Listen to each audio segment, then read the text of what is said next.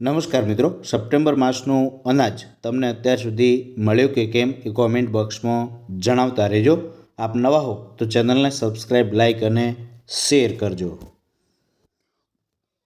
કુલ 29 જિલ્લાની અંદર અત્યોદય કુટુંબો માટે ઘઉં કાર્ડ દીઠ 15 કિલોગ્રામ, ચોખા કાર્ડ દીઠ 10 કિલોગ્રામ અને બાજરી કાર્ડ દીઠ 10 કિલોગ્રામ છોટાઉદેપુર, વડોદરા, અરવલ્લી, મહીસાગર તથા પંચમહાલ સિવાય મળવાની હતી.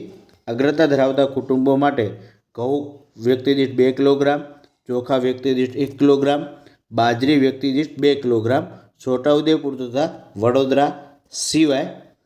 ત્યારબાદ છે બીજું કે છોટાઉદેપુર તથા વડોદરા માટેનું વિતરણ એ જ રીતે છે અત્યોદય કુટુંબો માટે, પરંતુ તેની અંદર બાજરીની જગ્યાએ જુવાર કાર્ડ દીઠ 10 કિલોગ્રામ અને અંત્યોદય કુટુંબો માટે વ્યક્તિ દીઠ 2 કિલોગ્રામ જુવાર. જ્યારે અરવલ્લી, મહીસાગર તથા પંચમહાલ માટેનું વિતરણ એ ઘઉં અને ચોખા એ જ રીતે હતું.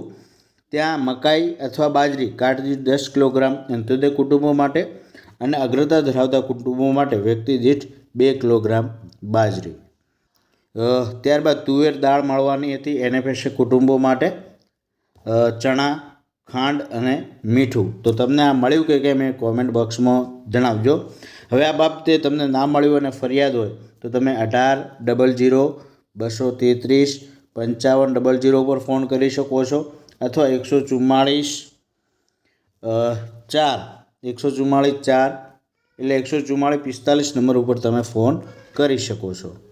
તો NFSA રેશન કાર્ડ ધરાવતા હોય તો તમને નોટિસ પણ મળી હોય છે. તો એ નોટિસ તમને મળી કે કેમ એ કોમેન્ટ બોક્સમાં જણાવતા રહેજો. કયા કારણથી મળી એ પણ જણાવજો.